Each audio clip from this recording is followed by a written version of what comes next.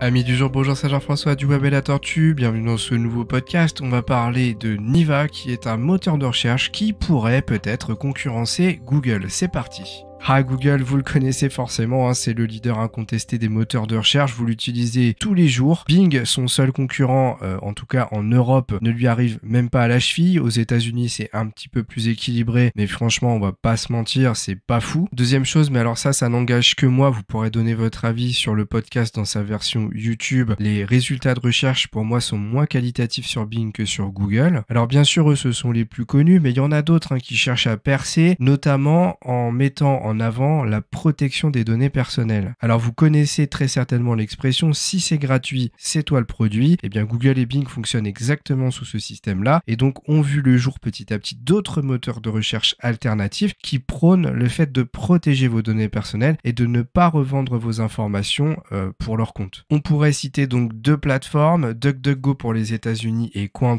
pour l'Europe. Ce sont deux moteurs de recherche qui privatisent vos recherches, qui essayent de faire en sorte de ne pas exploiter vos données personnelles et surtout de ne pas positionner de tracker pour leurs partenaires. On cherche donc à protéger votre vie privée tout en essayant de s'approcher de la qualité des résultats de Google. Bon, qu'on soit clair, on est très loin de la qualité des résultats de Google malheureusement, ce qui fait que ces deux moteurs de recherche, il y en a plein d'autres d'ailleurs, je ne vais pas tous les citer, mais peinent à se mettre en place et à être utilisés. Autre problème majeur de ces moteurs de recherche, la plupart d'entre eux, si ce n'est 100% à vérifier, utilisent les bases soit de Google, soit de Bing. Je m'explique. En fait, ces deux algorithmes ont tellement d'avance sur les autres qu'il est plus facile de repartir des algorithmes de base de Google ou de Bing pour créer son propre moteur. Cela prendrait des années parfois pour recréer quelque chose d'équivalent et peut-être que même après plusieurs années, eh bien l'algo ne serait toujours pas au niveau de celui de Google. Si on reprend donc l'exemple de DuckDuckGo, eh bien la plupart des recherches qui vous sont affichées lorsque vous faites une requête sont liées à l'algorithme de Bing. En fait, les robots de Bing vont chercher des résultats et ils les diffusent et en fait DuckDuckGo les indexe parce qu'il ne peut pas se débrouiller tout seul. Ça demanderait des moyens trop conséquents de vous fournir des résultats 100% liés à leur algorithme personnel. Alors sur le papier, ça peut faire peur parce qu'on se dit que l'algorithme de Bing étant derrière, eh bien pourquoi Microsoft ne pourrait pas exploiter les données d'indexation qui sont affichées par les résultats de DuckDuckGo? Autrement dit, est-ce qu'on tournerait pas en rond puisque même si on utilise DuckDuckGo mais que lui utilise l'algo de Bing pour vous donner des résultats, rien ne nous dit que Microsoft n'a pas la main pour récupérer des datas via DuckDuckGo derrière. C'est un petit peu le point gênant de tous les moteurs de recherche que j'ai vu apparaître au fil des années. Alors venons-en au sujet de ce podcast, on arrive à Niva. En fait, Niva, c'est un moteur de recherche qui a été créé par un ex-président de chez Google. Pour être précis, il travaillait dans le département de la publicité Google. C'est un moteur de recherche qui a été créé avec un objectif, c'est de vraiment protéger vos données personnelles en partant complètement de zéro. Donc jusque-là, vous allez me dire, mais qu'est-ce qu'il y a de différent avec Qwant et DuckDuckGo? C'est leur objectif aussi. Donc voilà. Alors la grande différence, en fait, c'est le modèle économique, puisque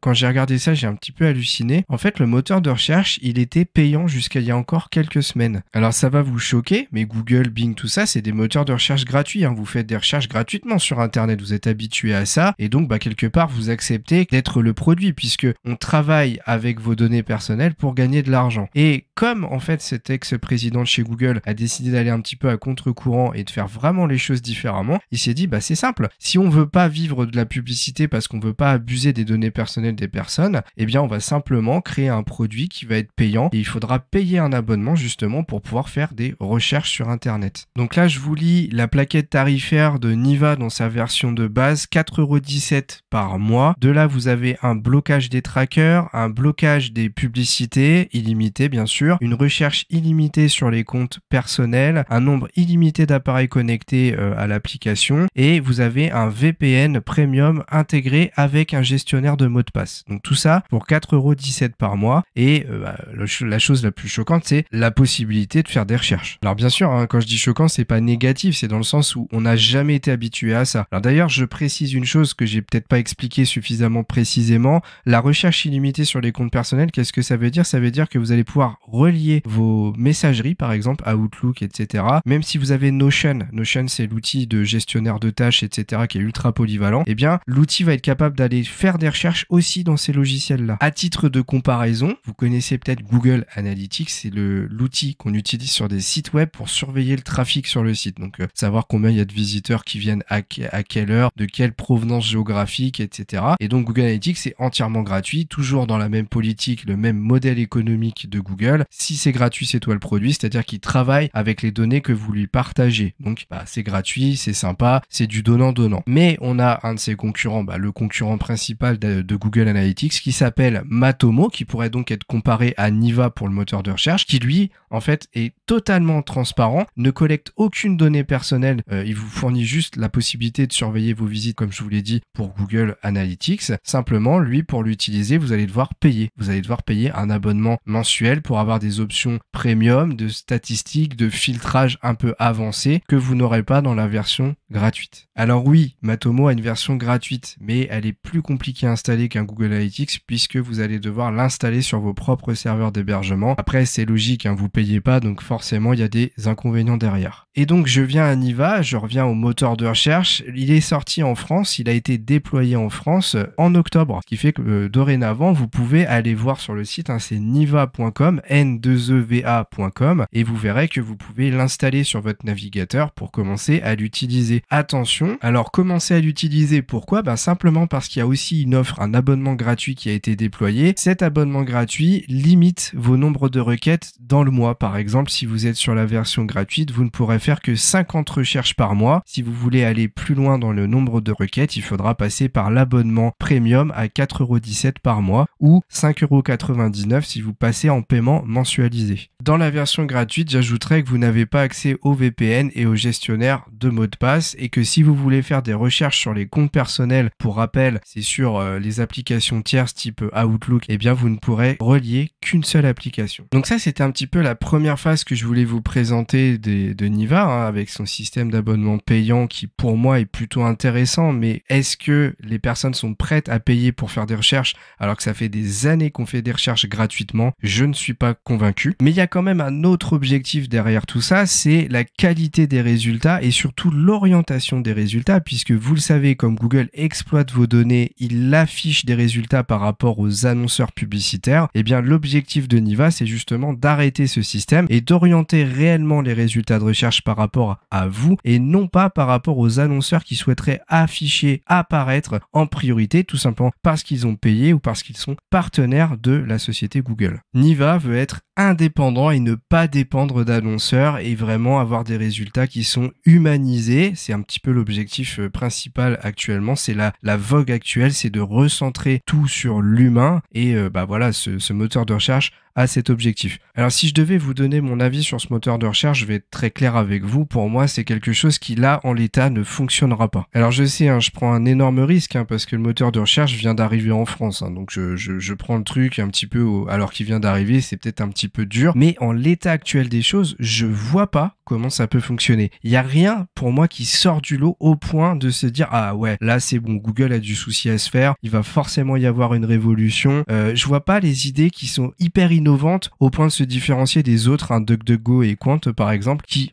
en fait mettent en place et en avant un petit peu les mêmes stratégies. Alors l'idée du système d'abonnement payant, pour moi c'est pas mal, c'est vrai que c'est la stratégie de Matomo, mais on n'est pas sur le même créneau. Les recherches, c'est fait gratuitement depuis des années. J'ai vraiment du mal à croire que ça va faire venir assez de personnes pour que le moteur de recherche perce au point de concurrencer Google. Alors oui, il y a une statistique importante que je vous ai pas donnée, c'est que aux États-Unis, le moteur de recherche a déjà attiré 600 000 personnes. Il y a 600 000 personnes qui payent un abonnement pour accéder à la recherche illimitée du moteur Niva. Mais attention, 600 000, c'est combien par rapport au nombre réel d'utilisateurs de Google? C'est rien du tout, c'est vraiment une fourmi, c'est que dalle. Le moteur de recherche arrivant en Europe, il va forcément gagner des utilisateurs, on lui souhaite d'ailleurs d'aller en gagner au moins autant qu'aux États-Unis, ce serait vraiment cool, on arriverait à 1 200 000 personnes, c'est vraiment sympa, mais encore une fois, ce serait un grain de sable dans la machine Google. Je vais reprendre une image, un exemple que je donne souvent en formation. Si on prend Coca-Cola et Pepsi, Coca-Cola, qu'est-ce qui se passe?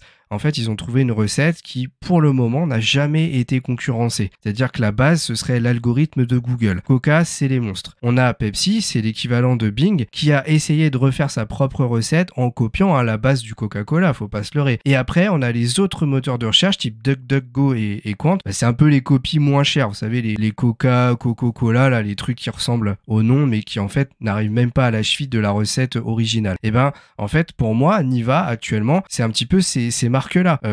C'est un petit peu méchant ce que je vais dire, mais tant que quelqu'un n'aura pas réussi réellement à trouver une recette qui est capable d'arriver au même niveau que Coca-Cola et donc de Google pour Niva, eh bien, pour moi, il n'y aura pas de révolution. Ils vont peut-être réussir à être pérennes, c'est-à-dire qu'ils vont rentabiliser leurs produits, mais attention, de là à dire cet outil va remplacer Google, moi, j'y crois pas une seule seconde. Alors par contre, qu'on se comprenne bien, je vous invite à aller l'utiliser, à aller le tester, il y a une version gratuite. Les résultats de recherche me semblaient plutôt ok quand moi j'ai fait des essais, et c'était pas non plus une révolution. Maintenant on voit que c'est centré sur l'humain et qu'il n'y a pas d'objectif de montrer de la pub, c'est l'objectif clé du produit, donc c'est logique. Mais par contre, voilà, je pense qu'il y a un effet de mode qui va avoir lieu, un petit peu comme BeReal pour les réseaux sociaux actuellement, mais que ça va s'estomper petit à petit. Et bien sûr, attention, j'espère malgré tout qu'avec le temps, l'ex-président de chez Google va avoir une idée qu'il a peut-être pas encore vraiment annoncée, qui va faire que le réseau va percer. On espère avoir un petit troisième qui arrive, parce que actuellement, faut pas se leurrer, il y a que deux vraiment produits de moteurs de recherche, c'est Google et Bing, et les autres. Voilà, c'est un petit peu comme ça que ça fonctionne. Donc on aimerait bien qu'il y ait un vrai troisième qui arrive, peut-être même un deuxième qui aille battre Bing et qui aille un petit peu embêter Google, parce que actuellement, Google, ce qui se prend dans les dents, c'est juste des chatouilles, c'est rien du tout. Contrairement à Facebook qui est là est vraiment en train de se faire extrêmement bousculer pour les moteurs les réseaux sociaux, les moteurs de recherche. Actuellement, Google, il est tranquille, il est cool, il n'y a pas de problème pour lui, il a même pas de souci à se faire, il continue à déployer ses nouvelles mises à jour régulièrement, et Niva, je vois pas en l'état actuel des choses ce qu'il peut faire de plus, sauf s'il y a un projet dans les tuyaux qu'on ne connaît pas encore. Voilà, c'était mon avis sur Niva, le moteur de recherche. Encore une fois, je vous invite à aller le tester, vous verrez, et vous pourrez me dire ce que vous en pensez sur YouTube. Peut-être que vous avez une vision différente de la mienne que moi je n'ai pas anticipé, et je serais content de pouvoir échanger là-dessus avec vous. En tout cas, moi je m'arrête là-dessus pour ce podcast. J'espère que ça vous aura plu. Merci de votre écoute. N'oubliez pas, comme d'habitude, de mettre 5 étoiles si c'est possible. Ça aide notre chaîne de podcast à se développer et à se rendre visible. Et moi je vous dis à très vite pour un nouveau podcast du Web et la Tortue.